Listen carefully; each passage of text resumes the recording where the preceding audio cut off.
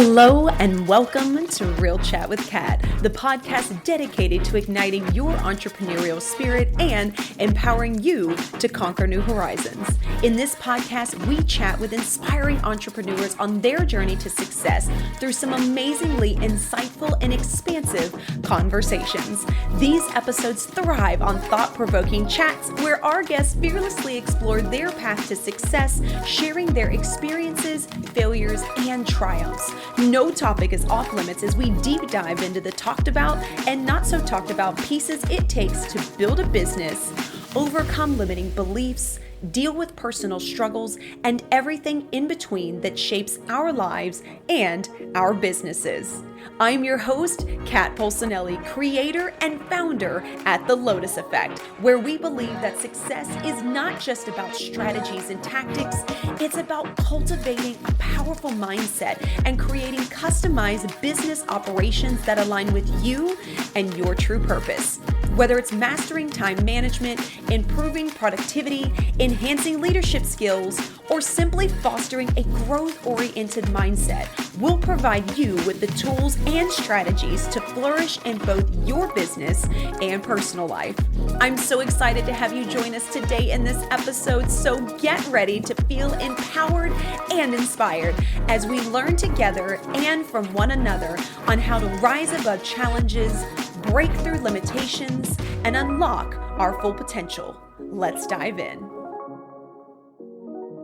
Hello, everyone, and thank you so much for joining us today on this episode. I'm so excited to have my guest here today, Miss Amanda J.P. Brown. So, Amanda, thank you so much for being a guest on the podcast. Do us all a favor, tell us who you are, what it is that you do, and what got you into it. Yeah, thanks so much, Kat. I'm so excited to be here with you and your community. So as you said, I'm Amanda J.P. Brown. I'm a licensed clinical social worker, an author, and a coach. And I help people navigate life transitions, learning how to be more brave and authentic in their lives and just live a life that feels more like who they are. And what got me into that was part of my own personal journey through working through shame and self-doubt and like learning how to ease into my own acceptance of who I was, where I've been, my experiences, and then finding my own courage and bravery through the process. And that's kind of what really brought me into writing the book. And then, becoming a therapist and a coach just was kind of on the natural trajectory because I always was interested in like why people do what they do and the stories behind people and how some people can become one way and other people can become another way, and they've had similar experiences, and I always found that fascinating about people, which is why I moved into the field I did. I love that. And I love that too, because especially since going through my own stuff, like you were saying, it's really interesting to see the outcome with people, even those that were raised by the same family and seeing like the opposite direction, right? That kids go. Yeah. And I saw something that was really cool not too long ago. And it was someone that was chatting about siblings. And it said that when people are parenting, technically, even though it's the same person, each kid is actually getting a different parent because depending on where they're at in their life or in that process or how that child is behaving, depends on the parenting style. And I thought, oh my gosh, that makes so much sense. Like, how cool is that?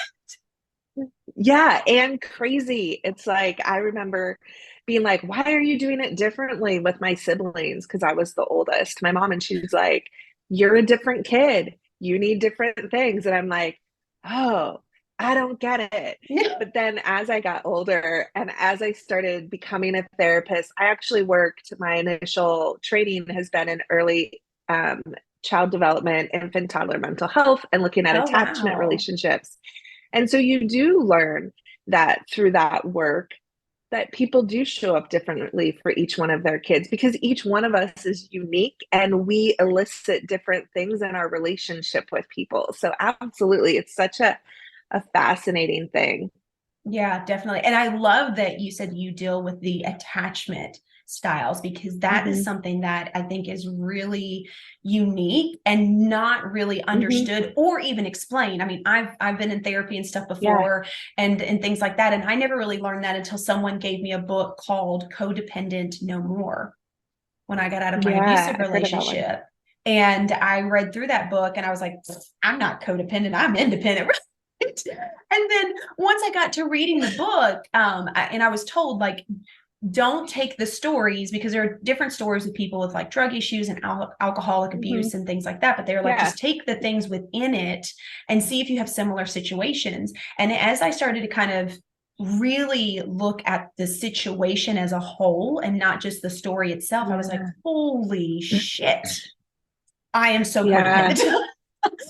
uh, Right. And yeah, and it's hard. Yes, understanding attachment relationships is so helpful because those early relationships we have with our parents that are modeled for us truly are kind of those foundational experiences for the relationships that we have with our partners, our friends, our kids. And mhm, we learn a lot about relationships even before we learn language. So we don't really even know because it's how our parents interact, how they meet our needs, how they, do they meet the right need? And it's really interesting. And yeah, looking at codependency, like we are also a species that thrives in socializations and relationships. So mhm, understanding like this teasing out codependency and interdependency and kind of how that enmeshment and all those other things, but just unraveling that to understand it more is helpful and challenging because codependency has so been aligned in with like more of an addiction versus like our relationships in general. And this is people due mhm. to their parenting or their experiences in childhood become learn how to become get their needs met more or less. So yeah, Yeah, absolutely. definitely. I love that. And that makes so much sense too. Now, you also said that you wrote a book.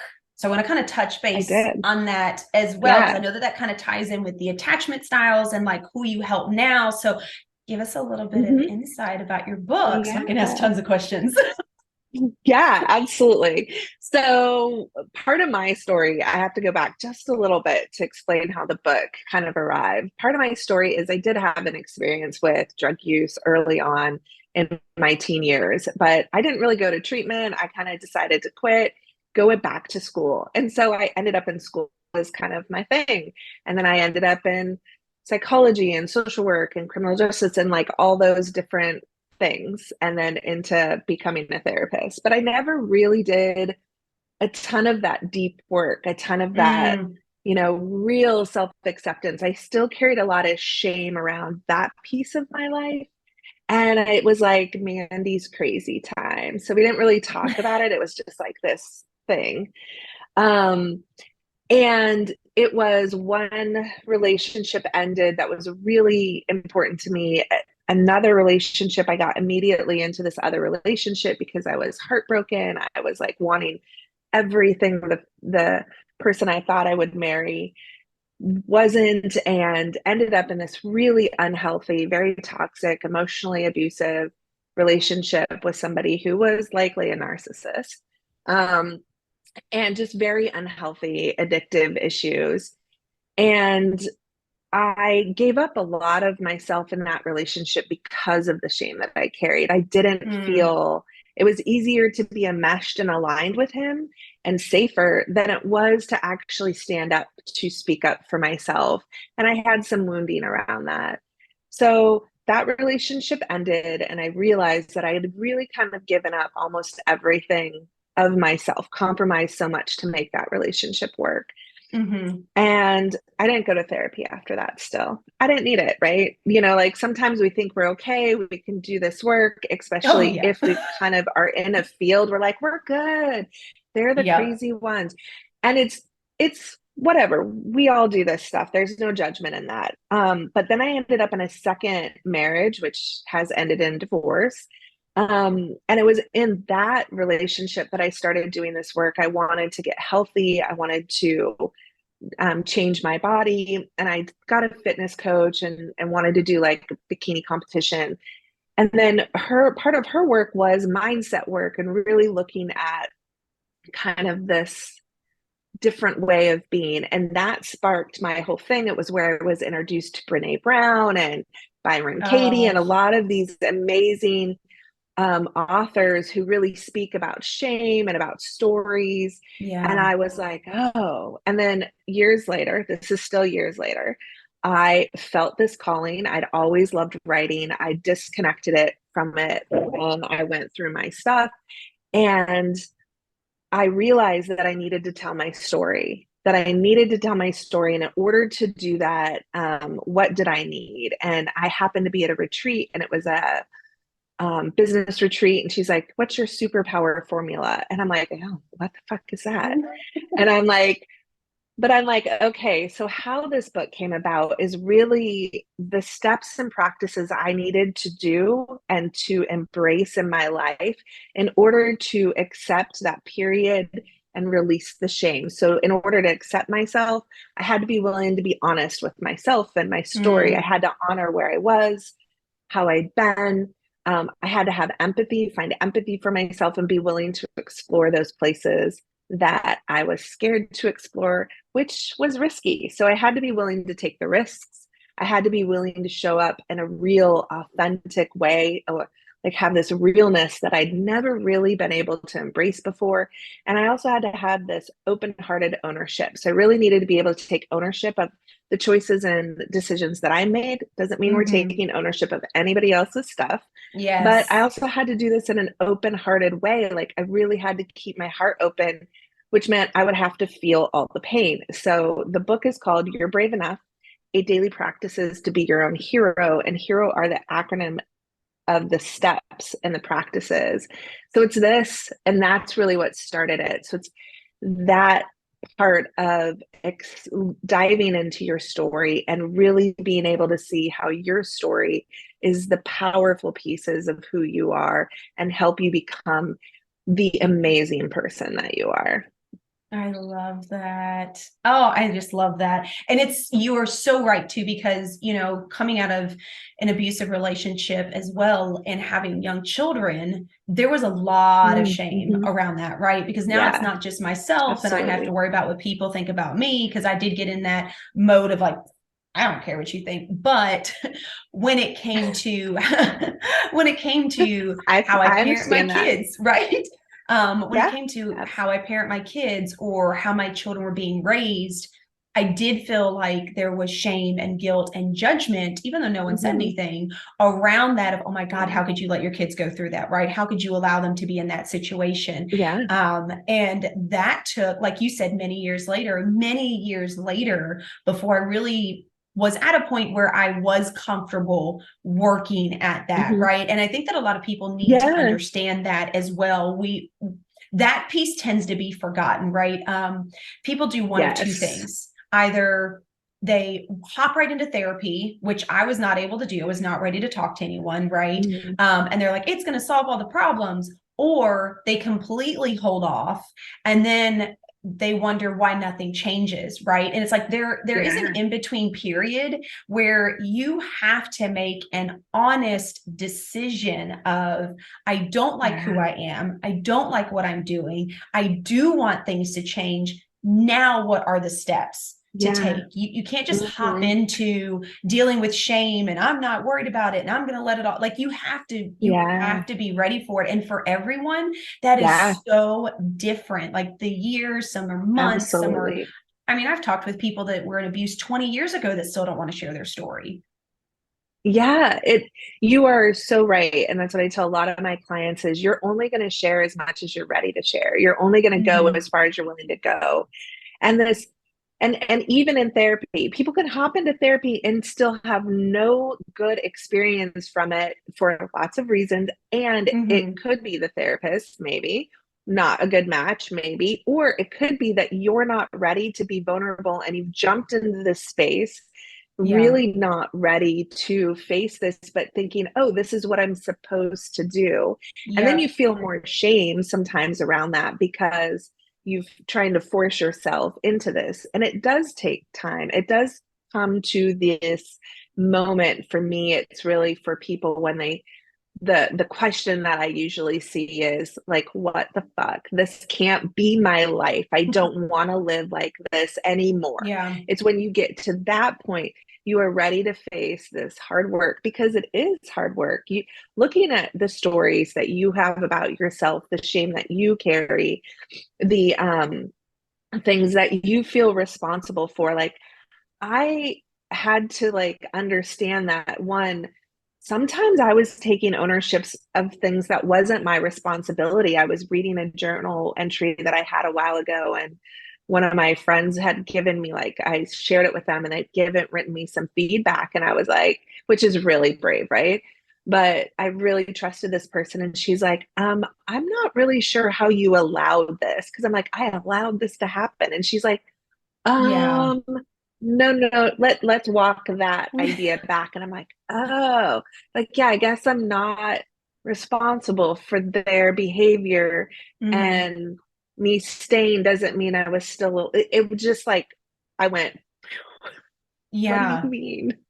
But Yeah. yeah, totally. I love that you brought that up, because it is so important. We do, and people feel shame then I didn't do it soon enough. No, you do it when Yeah. you're ready. Yeah, that's the biggest thing. And then you're totally right too, because, when I stepped out of my relationship, I put my kids in it because they were young and I needed them to be Hmm. able to, Yeah. continue school and things like that. And that's totally different than an adult going into therapy, right? And, Hmm. I Yeah. waited for quite a while. I don't think I actually went to Mhm. therapy until, I started having heart issues. So it was about 1 year after Mm. I had had my ex arrested. I started having heart Mm. issues. I was having panic attacks and Oh, a bunch of other things. yeah. And so I was like, okay, something's got to change. So I went to a therapist. And what's Mhm. funny that you say that, it could be the therapist, or it could be a number of things. I went through a couple and I found one I really liked.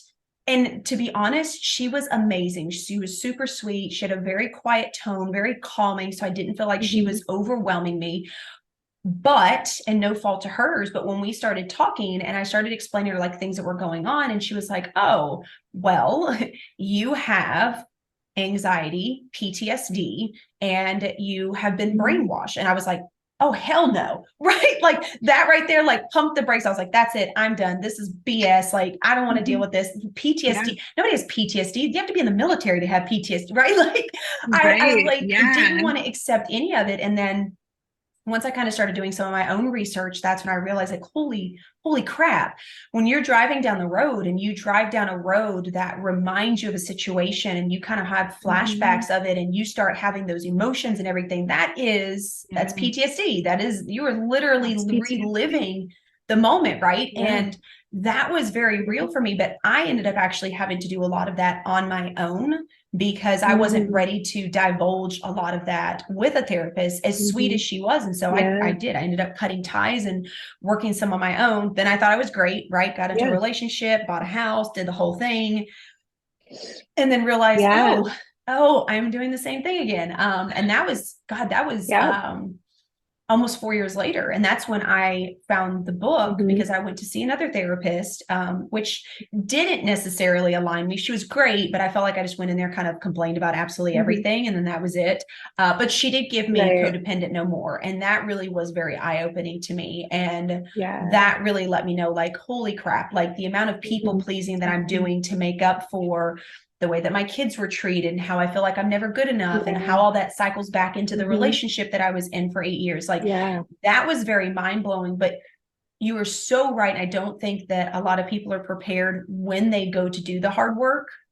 They think, oh, I'm going to Mhm. like go through it. I'm going to journal about it. And we're going to deal with it. We're going to, no. You're going to more than likely like relive some of those situations. Like I'm Yeah. just giving you guys a heads up. Okay. Right. I'm not trying to scare Yeah. you away, but you need No, it's to, not. you Yeah. have to relive some of those emotions in order to let them go. Mhm. Otherwise, you keep stuffing them down in a Yeah. box and it's going to be like a jack in the box and it's just going to Yeah. go whether you like it or not. Yeah. Right. Absolutely. We're so good at dissociation sometimes. And that, like, keep moving on. I'm good. I'm fine. Let's just keep going. And we don't really allow ourselves to like sink into how we feel, because if we feel, we're like, the whole world's going to fall apart. But Mm-hmm. without feeling what we felt, we're not going to be able to fully move on. And it doesn't mean we're going to get stuck there. That's, I think, one of the big fears about people is that we are going to get stuck there if we Mm, feel it, and we don't want to be stuck there. It's not comfortable. Totally get yeah. it. But sometimes the only way out is through, and that is through the discomfort, through that process. And to go back to what you talked about earlier, like trauma changes you. I talk about it a lot with clients. I'm like, I'll take a piece of paper and like, this is you, and then crumple it up, and then like, this is trauma, and then fold it back out, and like, yeah, you've done all this work. And even if you go to therapy and you do this growth, trauma literally changes you. It changes you at a core level, it changes you at a cellular level, a brain Hmm. level. There's so much research going on in this area. And oftentimes, like, the trauma that we experience has all these symptoms that sometimes we're like treating the symptoms, but if we would look and treat the core of our trauma, a lot of Mm, these, they might not completely go away, but they would lessen. Like some yeah. of the things, would lessen. And that's like one of the things that I learned early in my training and talk to clients about is we got to look at your trauma at some point. Maybe not right away. We start where you're at. As a therapist, you always start where your client is at and help support them there. But getting to those roots. And for me, it also was a lot of personal development work as well, off site. I didn't feel comfortable sharing. And it wasn't until I really got comfortable that I was then able to share Hmm. with a therapist, or share with a coach, or share with a really good friend who was a therapist. But it was in that one, us getting comfortable with that for ourselves, Yeah. then being able to sometimes be witnessed by someone else, because it's really vulnerable. And it's like you take off all your masks when you share your story, and Hmm. those are all your defense mechanisms and ways to protect yourself. And sometimes we need to understand that that takes time, that takes patience, and there's no absolute, this is the way you do it. I mean, you're going to do it the way you do it, and it's going to look different, which is why I always tell my clients, I'm here to walk with you. Yes, guide you, show you, give you options, but really, this is your path. And how you're going to navigate it is going to look different than how I navigated it or how my Hmm. other clients navigate it, but you're navigating it because this is your story. This is your Yeah. life. I love that. And it's interesting too, like you said, when you start walking through it, how you see things differently and that allows you to heal from it. It's really interesting because not only does it allow you to see it from like an outside perspective where you can like, for Mm-hmm. me, right, like I have been able to take some of the stories and the things that I've been through, and like when I tell that story, I tell it from a third person. Like it's interesting, like I can Mm-hmm. almost view the situation and be like, it's because Yeah. he was doing this, and maybe there was this going on, and there's no blame like on either party. It's Right. just understanding the entire situation and then breaking it Mm-hmm. down from there. And to me, that is so empowering because you Mm-hmm. then can let go of it was my fault or I shouldn't have done this, Yeah. because you're just seeing the situation kind of like, when you see kids playing on the playground, right? They're not your kids. You're Mm-hmm. just seeing the Yep. situation. Somebody takes a ball and immediately the one parent gets frustrated. It's like, why are you not sharing? Right. But you're like, oh, no, it's not that they weren't Mm-hmm. sharing. It's this person did that. Right. You have an outside perspective. Yeah. And so you get to see Yeah. every piece in it versus one or Mm-hmm. two pieces. And to me, that Yeah. was the biggest breakthrough I think I had Mm-hmm. in really working through my stuff, was being able Mm-hmm. to separate myself from that story and really tell it from a different perspective, which in itself really helps let go of a Yeah. lot of the things. Absolutely. I totally agree that that ability to step back and gain perspective, and to even say, okay, and look at like the other pieces, like you may have made choices, like I mentioned earlier, like it was safer to do X, like it was safer to Mm-hmm. be aligned than it was to not. And so also that perspective helps you gain understanding of like, I was doing the best that I could. I made the best decisions, and we're able to extend compassion and benefit of the doubt, because when we look back, often we look back with our current perspective and then we judge ourselves for not, Yeah. why didn't I do this? Why did I not? Why did I stay? That's a common thing I hear. Why did I stay and put up with that for so long? Yeah. Why didn't I leave?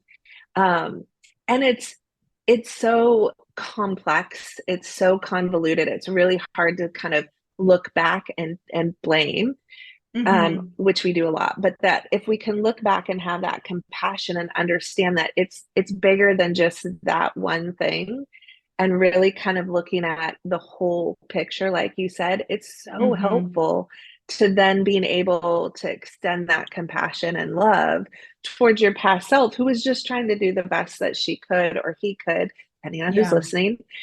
And you made choices, and then you made different choices, and you learned from those experiences, and you get to take the lessons, and move forward. And it's interesting, you said something that, you can, I, I'm trying to remember what it was, but it basically, because I didn't do a lot of my work, even though I saw some of my patterns after my first marriage, I didn't see how they were showing up specifically in my second marriage because they kind of Mm. shifted a little bit.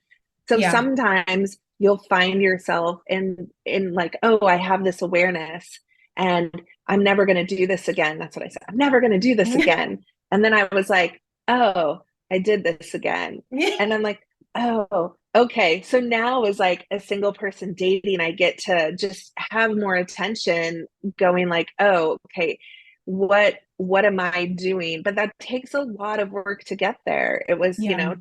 two relationships and still kind of seeing that personal reflection and going back and looking. So this is an ongoing process too, that ongoing learning. Yes. Yes. And that I think is something that a lot of people don't necessarily talk about it, because once you're kind of through the bigger items, as you continue to work on the pieces that trickle out still, right? Like water through rocks, we're so Yeah. used to doing it, we don't always necessarily take time to acknowledge it either. And that is something that, I Mm-hmm. talk with a lot of people about, and I've heard this story reflected through the podcast as well, is I still deal with things, but now I just get to deal with it from a different perspective, right? Or a Yeah, different way than absolutely. I would have done it. And that's something that Mm-hmm. not only do people need to understand, is you may not necessarily be able to completely get rid of it.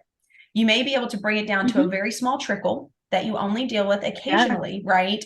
Uh, and you need to be able to be excited about that when you've got to that Yeah. point, because I do think that once we get through certain things and we're moving on, great, because we're ready for the next thing, we forget all the things that we're doing in that in between, right? Like I had to take and Mm-hmm. stop and acknowledge the other day that I have not yelled in probably over a year to my kids, at my husband. And my husband and I've never yelled at each other. I'm very blessed. I have an amazing relationship. But with my kids, especially two teenage boys, right? My oldest one's almost Mm-hmm. 19. And he went through a lot of that trauma that I did. Him and I were both completely unhealed, and bless his heart, while he was trying to Mm-hmm. grow up, his unhealed mother was trying to also parent, right? So him and I used to have a Mm-hmm. lot of Yeah. conflict. And now, because of the work that I've done and the way that I show up in my conversations with him, it has changed the Mm-hmm. way that he shows up in his conversations with me. But because it's Mm-hmm. become such a normal, right?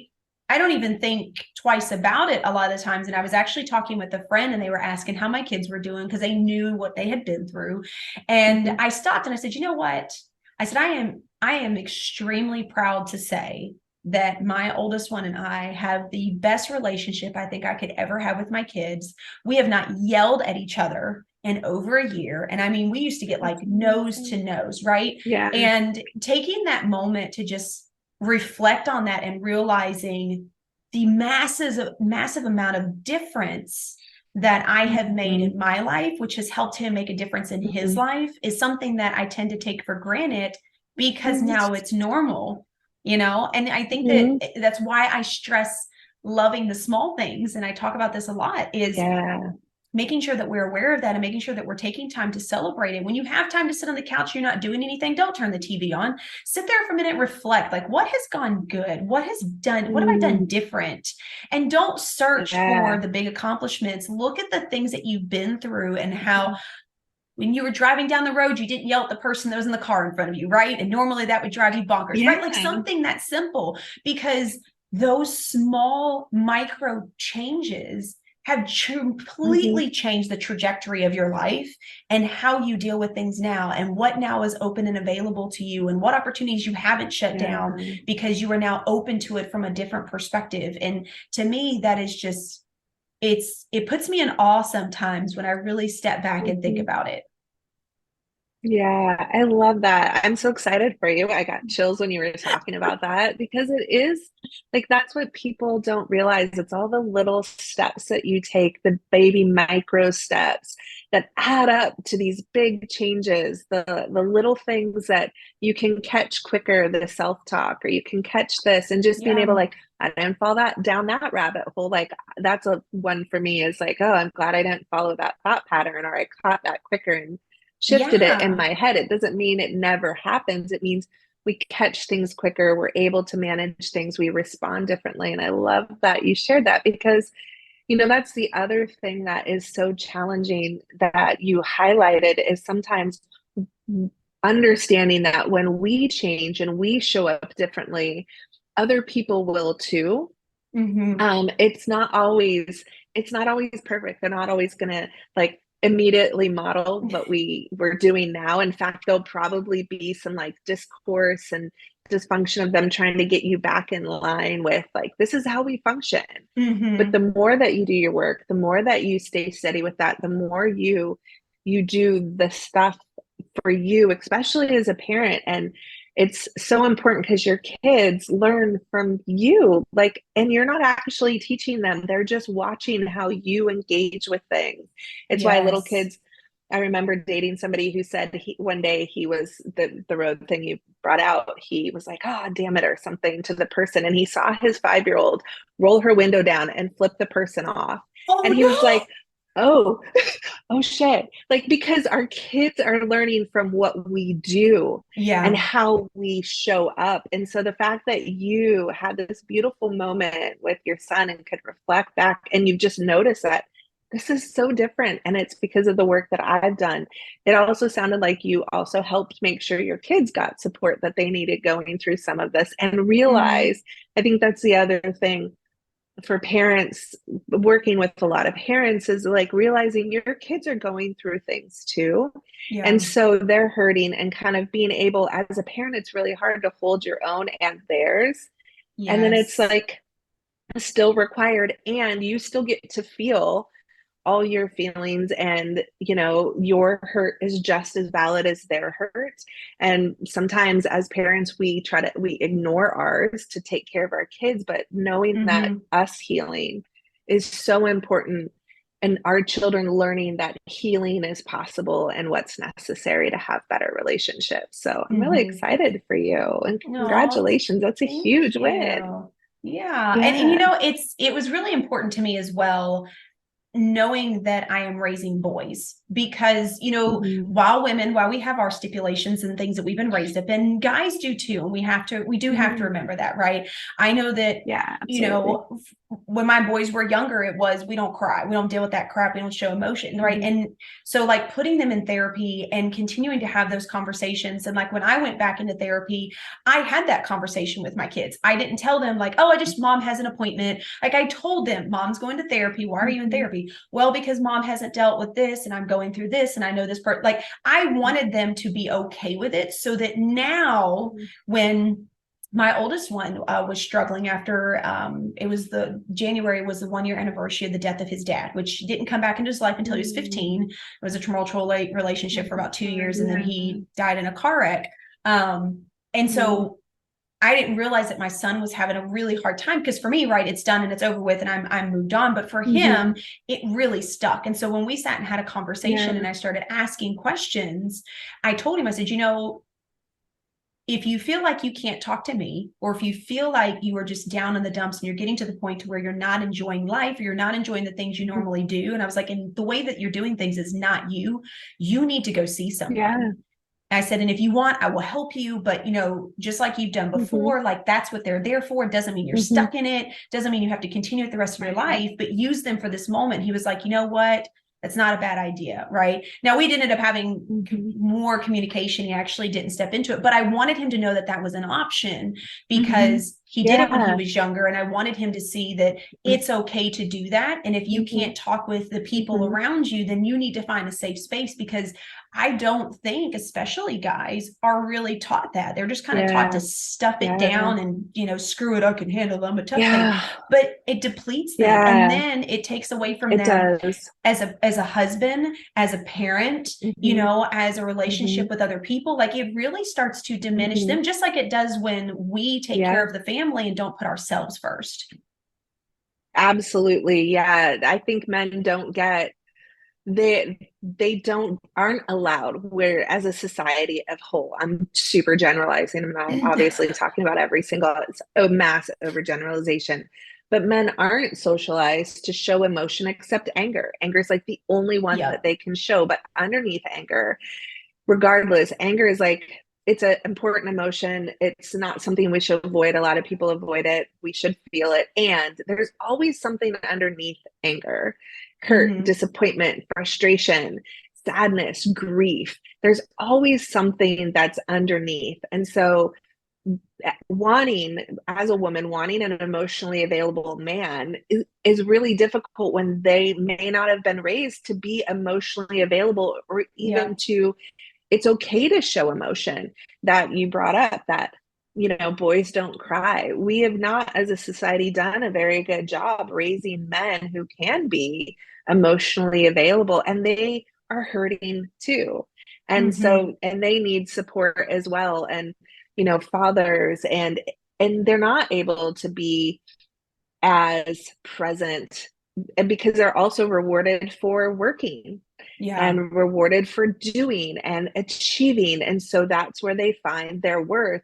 And when that happens, when you're wanting them to be in this other space, it feels really foreign. So yeah, Yeah. I love that you thinking of that, because I raised a boy as well. And that was one of the things that I was, you know, realizing as I was in this relationship where it wasn't super abusive, but there was a lot of emotional unhealthiness, some emotional neglect. Mm-hmm. The we were fighting, and it just wasn't healthy. And I was like, what example am I showing him of what a relationship looks like, and how women and men, like how women should be treated and how women should treat men? And Yeah. so it really did play into my decision to end the relationship. Um, and there's things that I wish I could have done better. There's things that I wish that I might have done differently. And I made the choices that I did with the information that I had. Mm-hmm. And now hoping that some of the choices and decisions, as he continues to get older, he's 20 now, um, he will be able to see some of this stuff. And we had conversations because he was almost 18. I think that's really important. You brought up having these honest, transparent conversations with our kids that are, of course, age appropriate. We're not telling our 5-year-old like certain things. But Right. that mommy goes to see somebody, to talk about her feelings, would be an age appropriate way. But then as your Yeah. kids get older, like, they know things, they're smart, they're Oh, perceptive. yes. So being honest and transparent with them, helps build your relationship too with them. Mm-hmm. Yeah, definitely. And I do think that there should be more communication and conversation out Hmm. there than what there is, right? And I understand Hmm. there's the Yeah. boundaries of still knowing that, like, hey, I'm still kind of in charge. Like, if I say what I say, this is what I'm Yeah. talking about, right? But Hmm. there's a way to have, like you said, there's a way to have an appropriate conversation to at least give an understanding, right? I know Hmm. my oldest one and I went Yeah. through this for quite a while because he just wanted answers. Why did you put me through that? Why did you Hmm. allow me to be through it? Like there was a lot of blame, and I understood that, right? And Hmm. and my answer to him was, unfortunately, I know that you're not going to understand this, and I know this isn't going to help you, but I can't tell you everything. One, because it's not your burden to carry. And I know that you will try to carry it as your own. I said, but two, because I can't explain things that I haven't fully handled either. I said, but as you get older and as you get a family, I was like, you will start to understand the reasons why I did what I did or wasn't able to do what I did. Right. Which was very frustrating for him because at that age, he's just looking for all the answers and I couldn't give that to him. But I also understood that it was my responsibility not to put all of my emotional baggage on him because he would have taken that in. Yeah, it's such a fine thing because kids are so wanting to take care of their parents, and there's this sometimes kids become parentified because they become the parent and caretaker to their parent, whether it's physically or emotionally. So having that awareness of like, this is what I can share with you and this is what I can't. And I love that you told him because this is so powerful and something I've seen in my own life that as you get older, we can have more conversations as you have a family, as this, you will start to understand because truly there are things that I did not understand about my mom and why she made the choices she did until I was raising, a boy, my son, and going, wow, damn. We need to have a conversation. And then I was also realizing it was really interesting because I also realized like, wow, this is what I put her through too. And so there's so much. And luckily we had a really good relationship that I could come back and have conversations and then like, how did you navigate this? Because I'm really struggling with this, but understanding like why she did some of the things she did because I was making similar choices naturally because of this as well. And so until we have that experience, we can't have that perspective, right? So some things we just can't understand until we're there. And that's with children too. They're only going to understand as much as they're able to. So keeping that age appropriate.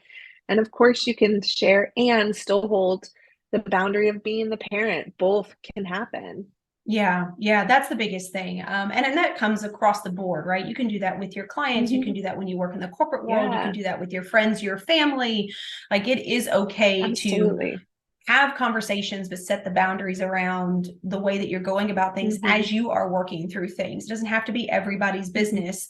And, like you said earlier, you have to learn how to work through things the way that it works for you. And sometimes hearing everybody's opinions on how you should do it can really get in the way and like really fog up the way that you think you need to do it, because now you're like, oh, well, they said this and well, they've done this and well, these people have been through that, so maybe I should do that, right? Instead of listening internally, which is something that I do feel we need to learn to do a lot more. I agree.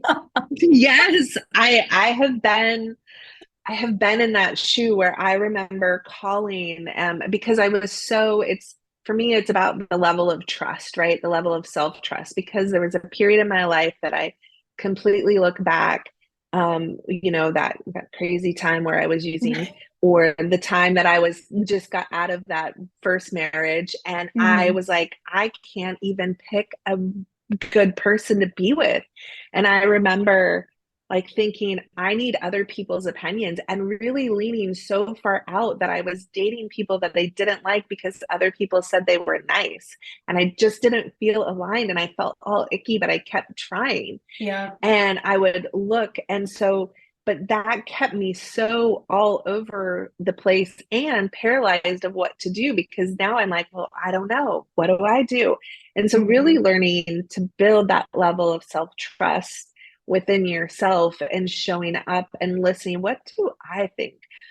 And that can be hard when you haven't had that, or you've had this violation, or somehow you're, discounting your ability to make good decisions. And I quote unquote good decisions, right? Because we make decisions, things happen, there are consequences, and we get to decide, did we like that or not? No. Okay. We get to make a new decision. Yeah. And so it's so important to be able to pull back, sit in that, and learn how to trust yourself and learn how to decide what do you like, and that's sometimes from trying on things that you don't. It's like going, Oh, shopping yeah. at the store and grabbing a whole bunch of clothes and then like, yep, no, yep, no, yep, no, gosh, what was I thinking when I took this off?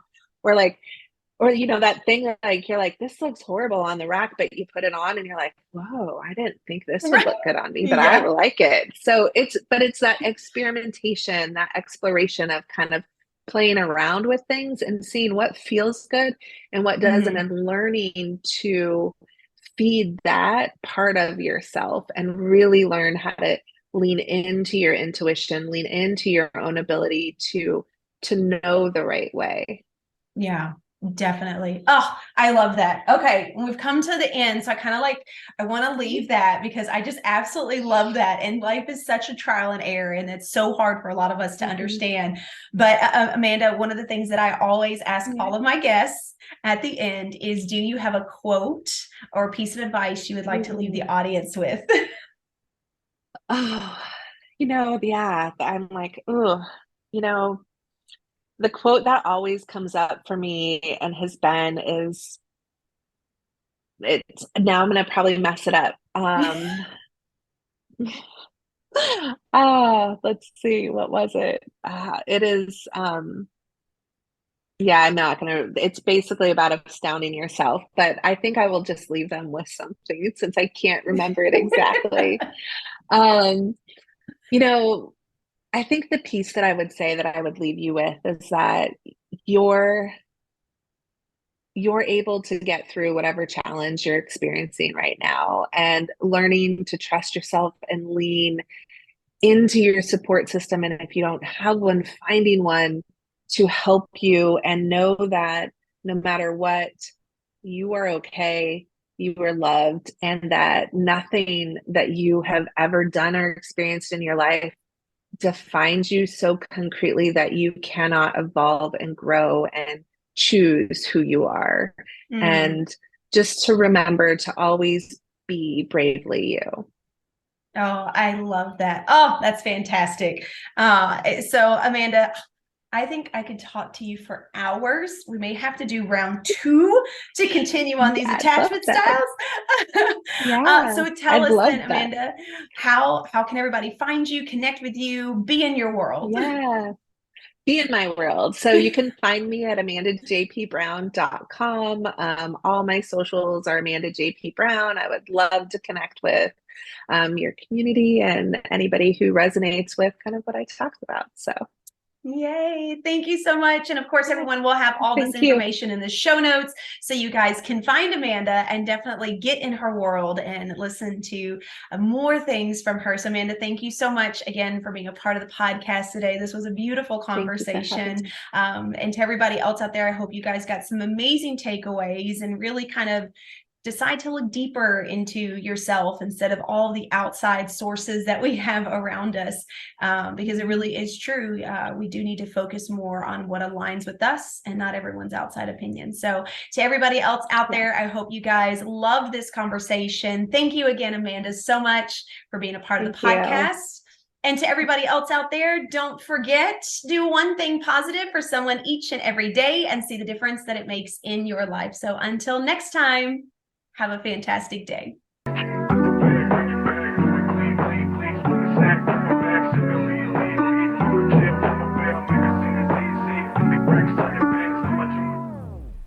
Hello again, and thank you so much for being a part of the podcast today. If you enjoyed this episode and it brought tons of value, we ask that you please share, like, and subscribe. Your support means the world to us and helps us to reach even more inspiring entrepreneurs who can benefit from these powerful conversations. If you haven't already, be sure to leave a review on your favorite podcast platform, as this feedback is an amazing gift that fuels our growth and helps us to continually improve this podcast. Looking for an extra dose of inspiration and empowerment? Then be sure to connect with me on social media. You can find me at The Lotus Effect, where I share valuable resources and tips while sharing my own journey of being an entrepreneur. And if you're interested in learning more about my coaching programs and services, be sure to check out my website at the-lotus-effect.com. Once again, thank you so much for being a part of Real Chat with Kat.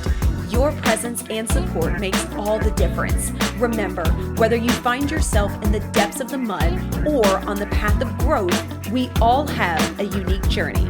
And just like the lotus, some of us start in the dirtiest of mud, yet as we rise and grow, we blossom into something beautiful, unique, and truly one of a kind. To all of my visionaries out there, keep rising and growing as you create your own lotus effect.